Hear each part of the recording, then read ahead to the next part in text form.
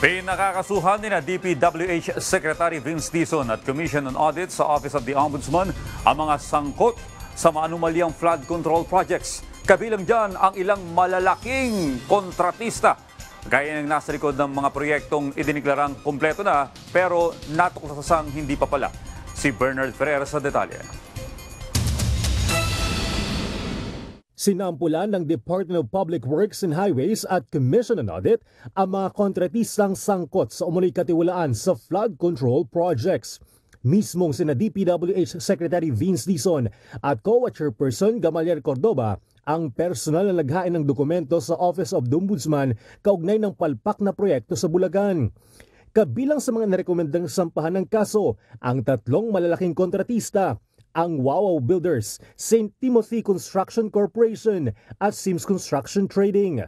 Sa flood mitigation structures ng Wawaw Builders sa Barangay Francis, Kalumpit, ito'y nagkakalaga ng mahigit 77 million pesos.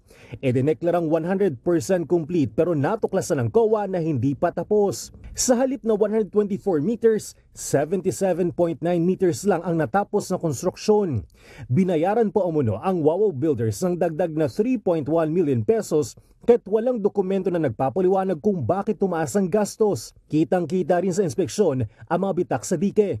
Gayun din ang hindi pantay na concrete surface. Sa isa pang proyekto ng Wawaw Builders sa Barangay Santa Lucia na nagkakalaga ng 74 million pesos, hindi rin makumpirma ng mga auditor ang sinasabing 90% completion.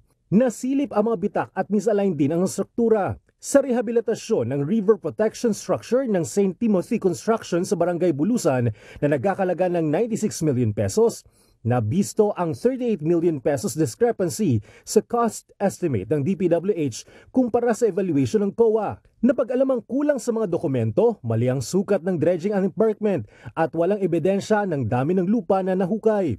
May undated variation order rin na nagkakalaga ng 2.8 million pesos na walang detalye kung anong karagdagang trabaho ang ginawa. Sa kabila ng mga irregularidad, idineklarang 100% complete ang proyekto at binigyan ng Certificate of Completion ng DPWH Bulacan 1st District Engineering Office.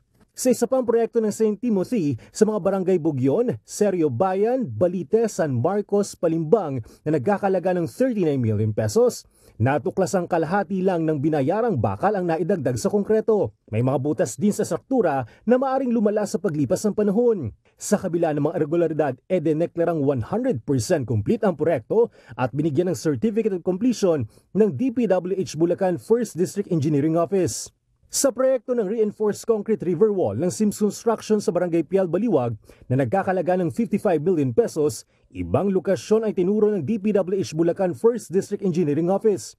Natukoy naman ng COA ang tamang lugar pero wala pa rin nakitang anumang konstruksyon sa lugar. Sa kabila nito, fully paid na ang Sims Construction Trading noong June 30, 2025.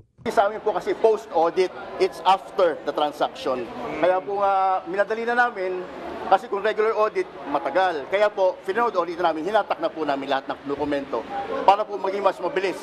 Kasi po ito sa instructions ng ating mahal na Pangulo. Tiniyak ni Secretary Dizon na unang batch pa lamang ito na irerekomendang sampahan sa flood control projects. Sabi ng Pangulo, bisan, binibigisan natin ngayon.